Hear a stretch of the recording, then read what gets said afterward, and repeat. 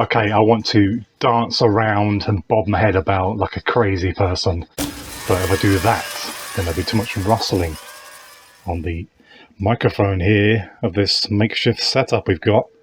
Now, I was going to do the video at home, just sitting down ready to do the video, when next door's child, boy, started kicking a football at my window, and all I could hear is boom.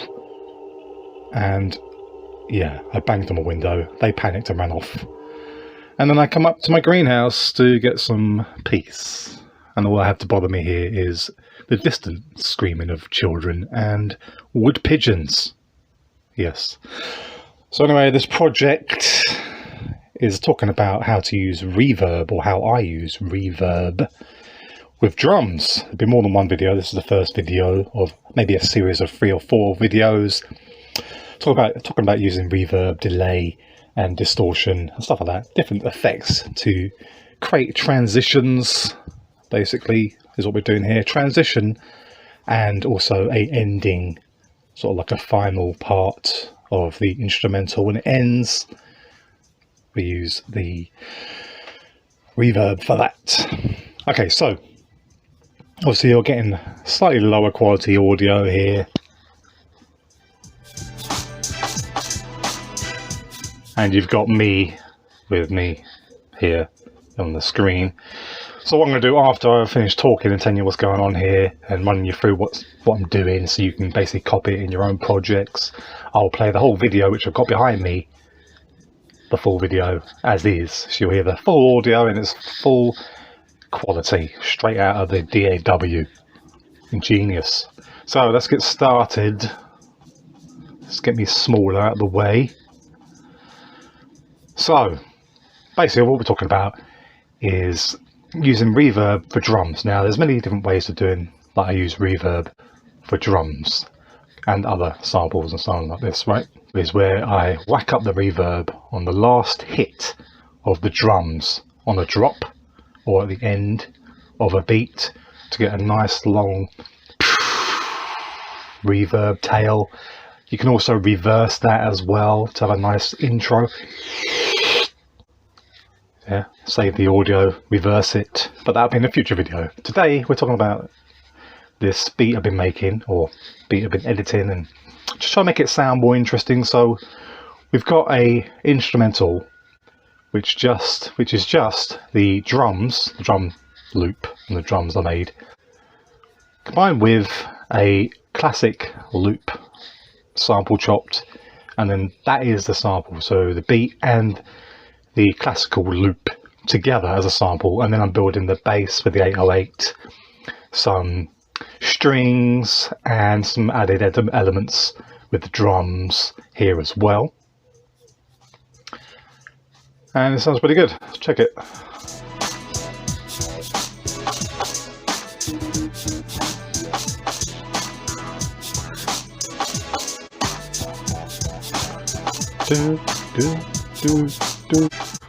So let's reverse the video so I can break down what's going on from more of the beginning, so we can so we can see and I can tell you a little bit what's going on and how I'm using reverb, EQ, split EQ to create a nice transition effect. I'm just adding the same effect that I added to the drums, or the drum sample, with that classic loop sample. I'm doing the same thing here quickly with the strings. So basically I'm using this vocoder device here, which has a equalizer option, EQ option, which has a band split, as you can see here. So you got, can't see the top one there, 512 band split, which is a bit crazy. 22 band split, 22 band split, and I believe that's 16 and 8 and 4 band split. So it's a good way to make a transition effect.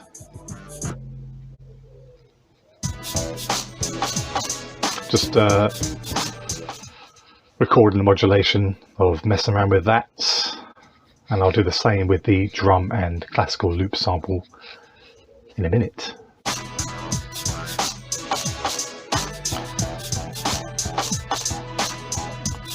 So here Here we are recording that modulation for the band split EQ here. I'm going to grab that reverb now. I'm going to grab the reverb, put it on.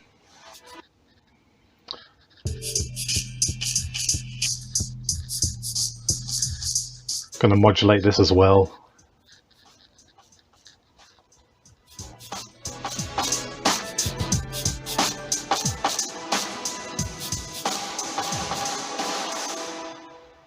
So just whacking the reverb up just as it gets towards the end of the beat loop, or the beat and sample loop. Makes it confusing because there's two things together in one audio. The 16 band frequency split EQ mode on Reason's vocoder just makes a nice transition effect. It can get a bit crazy with the sound and the bass, so I'll put an extra EQ on there at the bottom to get rid of that low end while we're doing this effect. I'll slap a reverb on there in a minute.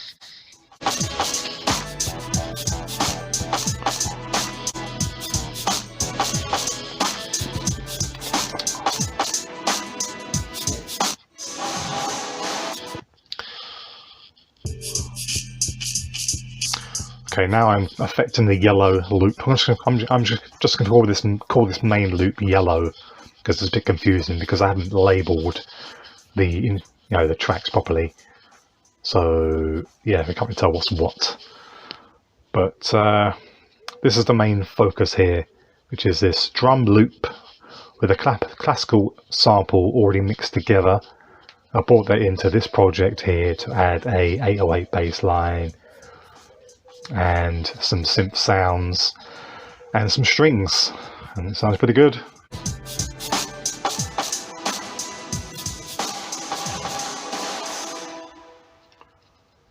So that's a nice transition effect with the reverb there. Just whack the reverb up right at the end of the drum loop. Here comes that EQ, take out that low end. Gets a bit crazy when you're doing this sort of stuff.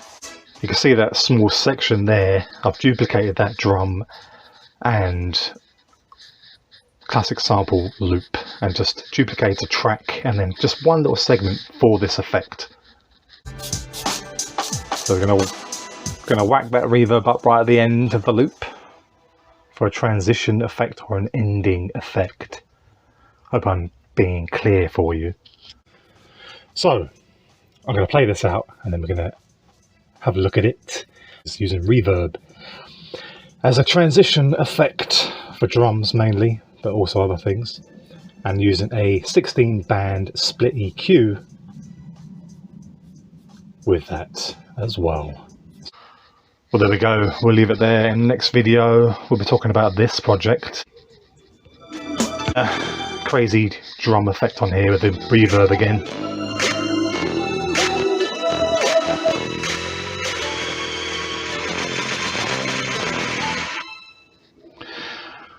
But for now, I'll leave you with the uninterrupted version of this video that's behind me, which I'm commenting on, and you'll hear the full quality audio and just sit back and watch what's going on using reverb as a transition effect and using a 16 band split EQ for a nice transition effect also. So reverb and the 16 band split EQ together, modulated, nice transition effect or a ending effect for an instrumental beat. See you next time.